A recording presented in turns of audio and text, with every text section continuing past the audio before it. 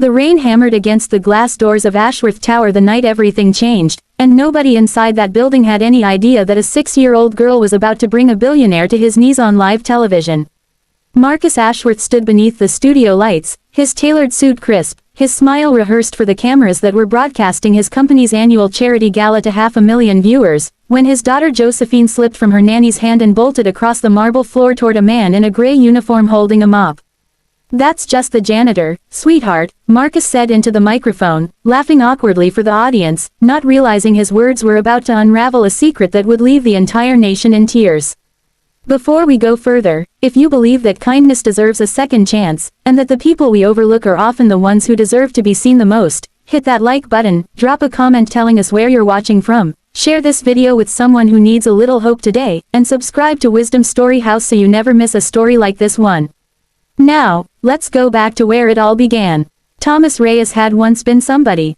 10 years earlier, he was the head of logistics at Ashworth Industries, a quiet, hard-working man known for staying late, remembering everyone's birthdays, and never raising his voice even when deadlines crushed him from every direction. He had a wife named Corinne and a baby girl on the way, and life, though not easy, felt full of promise. Then came the accident. A late-night car crash on a rain-slicked highway took Corinne from him instantly, and left Thomas with a shattered leg, a newborn daughter he barely knew how to hold, and a grief so heavy it swallowed him whole. He missed weeks of work. The company, under different leadership at the time, let him go without ceremony, a single termination letter sliding into a mailbox that also held past due bills. Within a year, the house was gone. Within 2, so was nearly everything else. He raised his daughter, Aveline, in a one-bedroom apartment above a laundromat, working nights as a janitor for the very same tower he once managed logistics for, though by then new ownership had taken over and nobody remembered his name. He scrubbed floors at 2 a.m. so he could pick Aveline up from school at 3 p.m. He ate the cheapest food so she could have new shoes. He never once complained, because complaining felt like a luxury he could no longer afford. What kept him standing, what kept him moving through those long silent nights with a mop in his hands and grief in his chest, was the quiet promise he made to Corinne at her grave, that their daughter would grow up knowing she was loved beyond measure, even if the world outside their small apartment never noticed him at all. Marcus Ashworth, meanwhile, had built an empire. He was sharp, driven, and admired in boardrooms across the country, but at home, after his wife passed from illness 3 years prior, he had grown distant from his own daughter, burying himself in mergers and quarterly reports instead of bedtime stories. Josephine, his 6-year-old, was being raised largely by nannies, shuttled between private tutors and piano lessons, a little girl surrounded by luxury yet starving for the one thing money couldn't buy, a parent's undivided attention.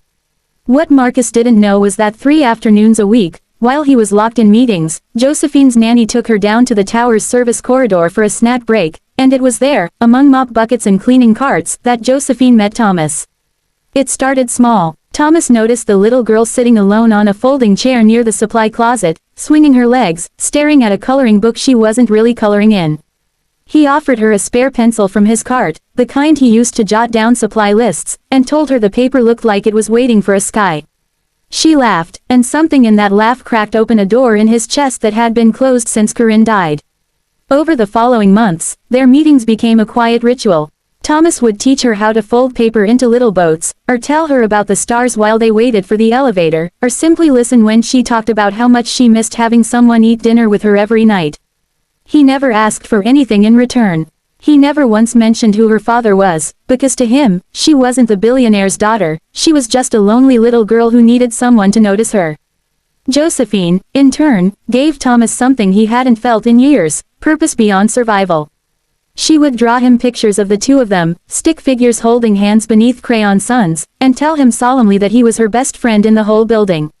He kept every single drawing in his locker, tucked beside a small photo of Corinne, 2 treasures that reminded him why he kept going. Neither Marcus nor his household staff ever asked where Josephine disappeared to during those quiet afternoons, and so, for nearly a year, this fragile, beautiful friendship existed entirely in the shadows of a skyscraper, invisible to the man who owned it. Everything came to a head on the night of the gala. Marcus had organized the annual Ashworth Foundation charity event, a glamorous evening meant to showcase the company's commitment to community outreach, complete with cameras, reporters, and a live broadcast reaching viewers across the country. Josephine had begged to attend, and Marcus, eager to look like the doting father the cameras expected, agreed to let her stay for the opening remarks. What he didn't plan for was Thomas, working a double shift that night, mop in hand, quietly cleaning up spilled champagne near the edge of the ballroom, trying his best to stay out of sight the way he always did at these events. But Josephine saw him, and for a 6-year-old who had spent a year building the one real friendship of her lonely little life, seeing her best friend standing there, tired and unnoticed while dozens of wealthy strangers swirled around him in silk and diamonds, was more than she could bear to ignore. She broke free from her nanny's grip and ran, her small shoes clicking against the marble, live cameras swinging to follow the sudden movement, and threw her arms around Thomas's waist, shouting his name with the kind of pure, unfiltered joy only a child can express. Gasps rippled through the crowd. Marcus, startled and embarrassed in front of rolling cameras, hurried over and gently tried to pull his daughter back, offering the room an apologetic laugh as he said the words that would haunt him for weeks afterward. "He's just the janitor, sweetheart."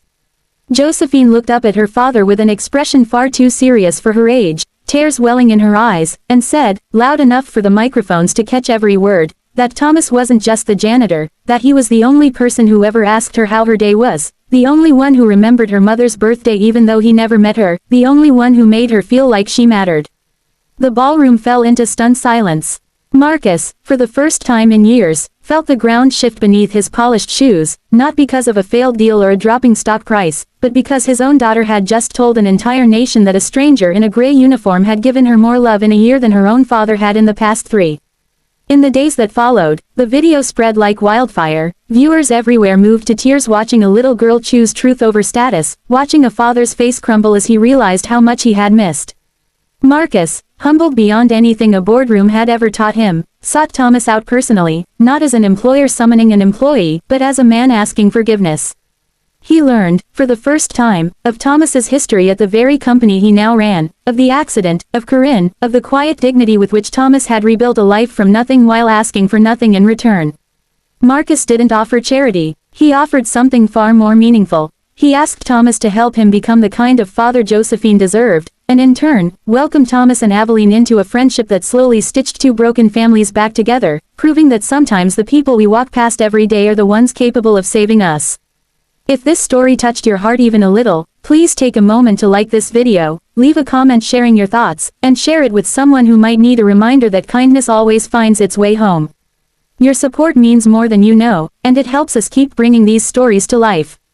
And before we close tonight's story, we have a special request. If you enjoyed this journey, please type, "I believe in second chances," in the comments below, so we know this story reached exactly the heart it was meant to. Months later, on a quiet afternoon filled with golden daylight streaming through tall windows, Thomas no longer pushed a mop through those halls.